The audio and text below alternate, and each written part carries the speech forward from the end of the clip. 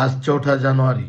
আজকের এই দিনে উপমহাদেশের প্রাচীন ও বৃহত্তম ছাত্র সংগঠন শিক্ষা শান্তি প্রগতির পতাকাবাহী ছাত্র সংগঠন জাতির জনক বঙ্গবন্ধু শেখ মুজিবুর রহমানের নিজ হাতে গড়া ছাত্র সংগঠন আমার শৈশব আর কৈশোরের উচ্ছ্বাস, আজন্ম লালিত স্বপ্ন, যৌবনের প্রচণ্ড অহংকার, শিক্ষা শান্তি প্রগতির পতাকাবাহী বিপ্লবী বাংলার বিপ্লবী ছাত্র সংগঠন বাংলাদেশ ছাত্রলীগের ৭৭তম প্রতিষ্ঠাবার্ষিকীর আজকের এই দিনে বাংলাদেশ ছাত্রলীগের সকল স্তরের নেতা এবং কর্মীদেরকে আমার ব্যক্তিগত পক্ষ থেকে সংগ্রামী সালাম এবং শুভেচ্ছা।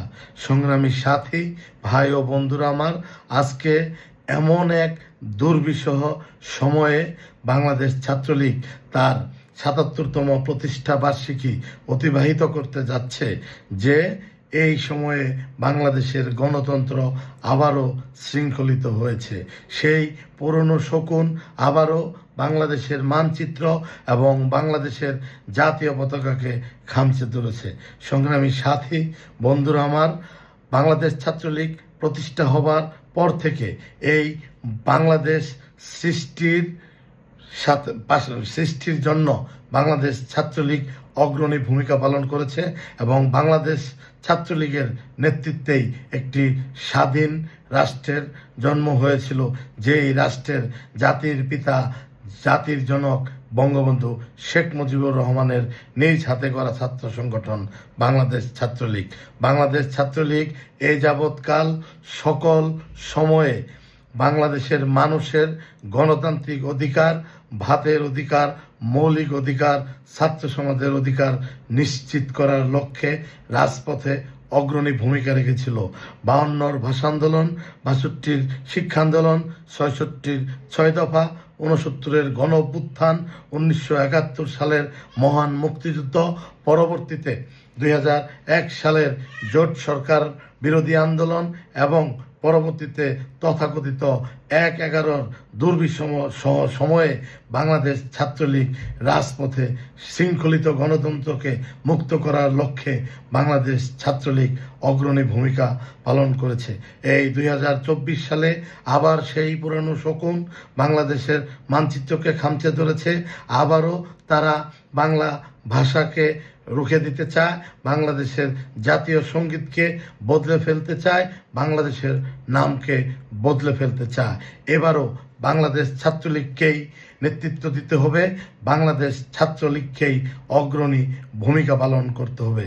সংগ্রামী সাথী, ভাই ও বন্ধুরা আমার, ওই ১/১১ সময়ে তৎকালীন সেনা সমর্থিত তত্ত্বাবধায়ক সরকারের চলার পথকে স্তব্ধ করে দিয়েছিল বাংলাদেশ ছাত্রলীগের সূর্য সেনারা। সেদিন ঢাকা বিশ্ববিদ্যালয়ের ক্যাম্পাস থেকে সেই সেনা সমর্থিত তত্ত্বাবধায়ক সরকারের পেটোয়া বাহিনী সেদিন তাদের তলবিতলবা নিয়ে তারা তাদের ব্যারাকে ফিরে গিয়েছিল। সেই থেকেই বাংলাদেশের গণতন্ত্রের চলার পথ মসৃণ হয়েছিল। সুতরাং আবার এই ২০২৪ সালে এসে বাংলাদেশকে একটি জঙ্গি রাষ্ট্র বানানোর চেষ্টা চলছে। বাংলাদেশকে আবারও সেই পাকিস্তানের সাথে মিলিয়ে দেওয়ার একটি প্রচেষ্টা চলছে। আবারও এই বাংলাদেশকে একটি সাম্প্রদায়িক রাষ্ট্রে রূপদানের চেষ্টা করে যাচ্ছে এই তথাকথিত ইউনূস সরকার। সংগ্রামী সাথী, বন্ধুরা আমার, বাংলাদেশ ছাত্রলীগ ছাড়া বাংলাদেশ জাতির ভাগ্যের কোনোদিনও পরিবর্তন হয়নি। এবারও বাংলাদেশ ছাত্রলীগকেই ঝুঁকি নিতে হবে। বাংলাদেশ ছাত্রলীগের সকল পর্যায়ের নেতাকর্মীরাই আবারও দেশরত্ন শেখ হাসিনার নেতৃত্বে জাতির জনকের আদর্শের ঝান্ডা ওড়াতে হবে। সংগ্রামী সাথী, বন্ধুরা আমার, আজকে বাংলাদেশ ছাত্রলীগের প্রত্যেকটি ইউনিয়ন, প্রত্যেকটি উপজেলা, প্রত্যেকটি জেলা, এমনকি প্রত্যেকটি বিশ্ববিদ্যালয়, প্রত্যেকটি মহানগরের নেতা এবং সকল স্তরের সকল পর্যায়ের কর্মীদের উপর যে একটি দুঃশাসন নেমে এসেছে, সারা দেশে গ্রেপ্তার নির্যাতন ঢালাওভাবে করছে এবং বেশিরভাগ ছাত্রলীগের সাবেক এবং বর্তমান নেতাকর্মীরা নির্মম নির্যাতনের শিকার হচ্ছে।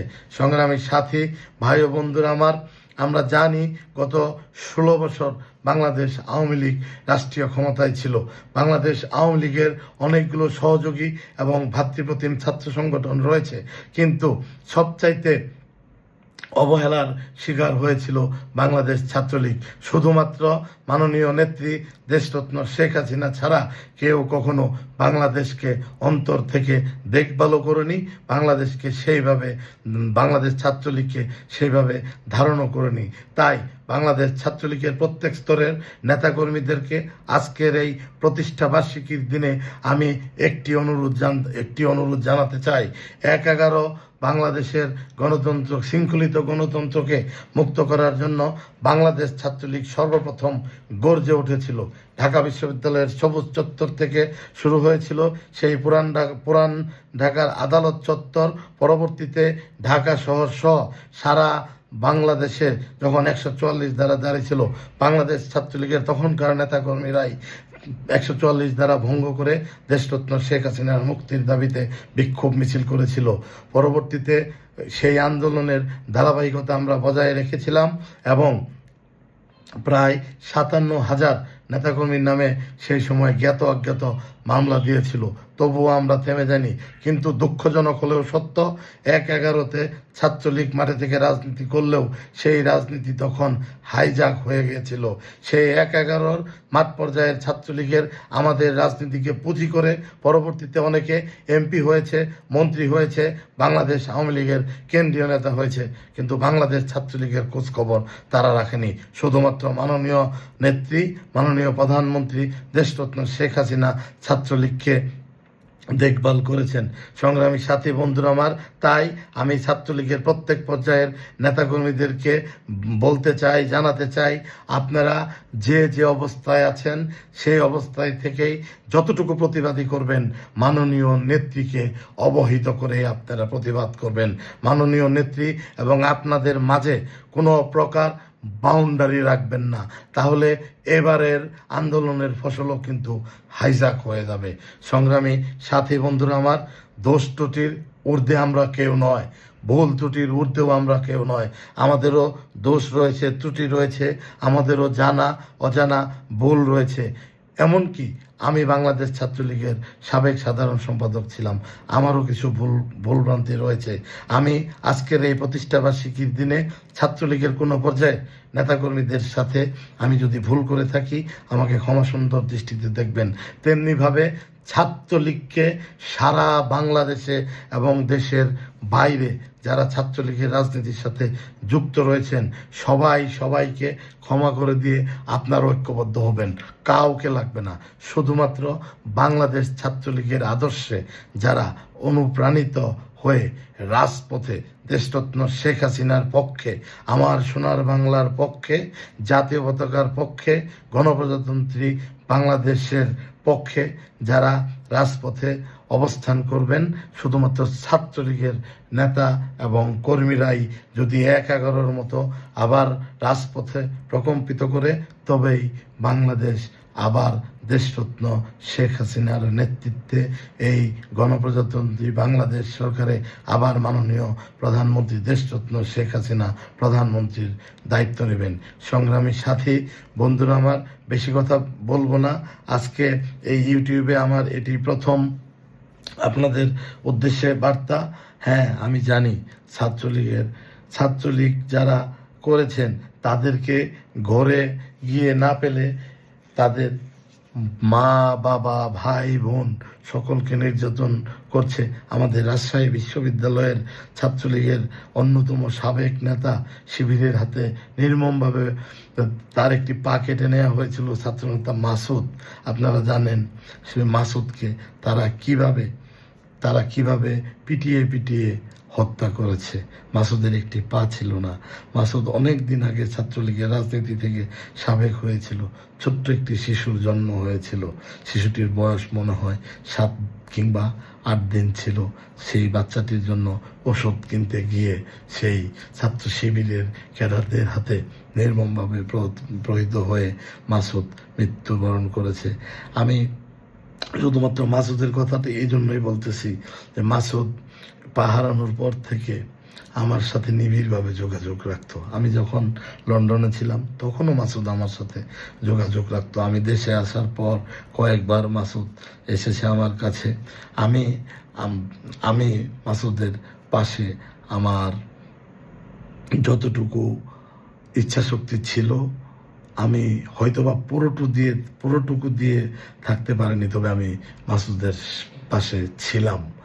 আর মাসুদকে আমি মন থেকে দোয়া করি আল্লাহ তাআলা মাসুদকে বেহেশত নসিব করুক।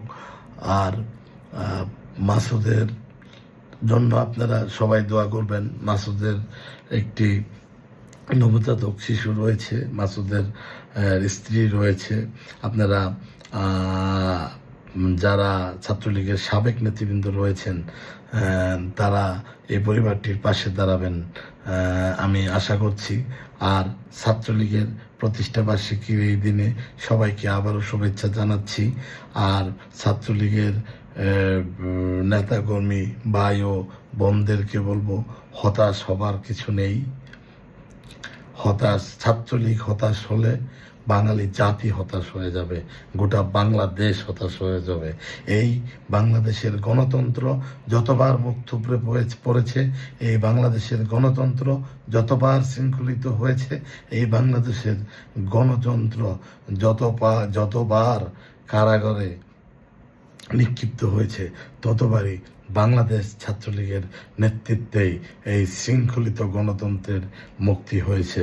সুতরাং ভয় না পেয়ে আসুন আমরা সকল দুঃখ কষ্ট ভুলে গিয়ে আমরা দেশরত্ন শেখ হাসিনার একমাত্র দেশরত্ন শেখ হাসিনার নির্দেশে আমরা আবার রাজপথে নেমে পড়ি। অনেকে হয়তো ভাবতেছেন ছাত্রলীগ তো একটি নিষিদ্ধ সংগঠন। ওরা ছাত্রলীগকে নিষিদ্ধ করার কে? ওরা বিহারি, ওরা বাংলাদেশের কেউ না। ওদের বাপদাদারা পাকিস্তান থেকে এসেছিল, তারা বিহারি, তারা বাংলাদেশের কেউ না, তারা বাঙালি না। সুতরাং তারা ওই একটি কাগজের চিঠির মাধ্যমে, প্রজ্ঞাপনের মাধ্যমে বাংলাদেশ ছাত্রলীগকে নিষিদ্ধ করলো, আর আমরা এটা মেনে নিলাম। ওরা কারা নিষিদ্ধ? ওরাই নিষিদ্ধ। ওদেরকে নিষিদ্ধ করা হলো আজকের এই প্রতিষ্ঠাবার্ষিকীর দিনে। ওদেরকে আমরা নিষিদ্ধ করলাম, ওদেরকে আমরা ঘৃণা করে প্রত্যাখ্যান তো আগেই করেছি, আজকে আনুষ্ঠানিকভাবে করলাম। ওরা আমাদেরকে নিষিদ্ধ করার কে? ওরা আমাদের নিষিদ্ধ করার কেউ না। সুতরাং ছাত্রলীগ যুগে যুগে ছাত্রলীগই বৈষম্যের শিকার হয়েছে, যুগে যুগে ছাত্রলীগই নির্যাতিত হয়েছে, যুগে যুগে ছাত্রলীগেরই ভাগ্যের পরিবর্তন হয়নি। তবুও ছাত্রলীগই সবাইকে পথ দেখিয়েছে, ছাত্রলীগ গোটা বাঙালি জাতিকে পথ দেখিয়েছে। পথ চলে সবাই, পথ দেখায় কেউ কেউ, যে দেখায় প্রথমে সে থাকে এগিয়ে। তো ছাত্রলীগ সবসময় পথ দেখিয়েছে। স্বাধীনতা যুদ্ধে ছাত্রলীগ 17,000 নেতাকর্মী ফিনিক্স পাখির মতো জীবন দিয়ে তারা প্রমাণ করেছে যে তারা ফিনিক্স পাখি। 11 দুর্বিষহ আন্দোলনে ছাত্রলীগ জীবন দিয়ে জীবন বাজি রেখে রাজপথে থেকে প্রমাণ করেছে ছাত্রলীগ জাতিকে মুক্ত করেছে। স্বৈরাচার বিরোধী আন্দোলনে ছাত্রলীগ রাজপথে নেতৃত্ব দিয়ে জাতিকে অভিশাপ থেকে মুক্ত করেছে। এই 24-এ বাংলাদেশ যে আবার বাংলাদেশের গণতন্ত্র যে আবার মুক্ত পড়েছে, আবারও বাংলাদেশ ছাত্রলীগই জাতিকে আলোর পথ দেখাবে। তাই আসুন আজকের এই প্রতিষ্ঠাবার্ষিকীর দিনে যেখানে রয়েছেন বাংলাদেশ ছাত্রলীগের সাবেক এবং বর্তমান নেতাকর্মীরা, আমরা ঐক্যবদ্ধ হয়ে আমরা আবারও জাতির জনকের রেখে যাওয়া আমানত মাননীয় প্রধানমন্ত্রী দেশরত্ন শেখ হাসিনাকে আবারও বাংলাদেশের প্রধানমন্ত্রী হিসেবে আমরা প্রতিষ্ঠিত করব। আমরা বাংলাদেশ আমাদের মানচিত্রকে এই বিশ্ব মানচিত্র থেকে মুছতে দেব না। আমরা আমাদের এই বাংলা ভাষাকে আবার উর্দু ভাষায় ফিরিয়ে যেতে দেব না। আমরা আমাদের জাতীয় সঙ্গীতকে বদলাতে দেব না। আমরা আমাদের দেশের মানচিত্রকে বদলাতে দেব না।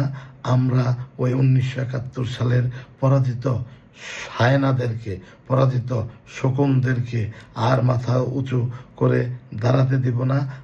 আমরা আমরা আমাদের জন্মভূমি, আমরা আমাদের মাতৃভূমিকে একটি অসাম্প্রদায়িক, একটি বাঙালি রাষ্ট্র হিসেবে আমরা বিশ্বের বুকে উন্নত রাষ্ট্র হিসেবে দেশরত্ন শেখ হাসিনার নেতৃত্বে আমরা আবার গড়ে তুলব। সবাইকে ধন্যবাদ। জয় বাংলা, জয় বঙ্গবন্ধু। বাংলাদেশ চিরজীবী হোক। দেশরত্ন শেখ হাসিনা দীর্ঘজীবী হন।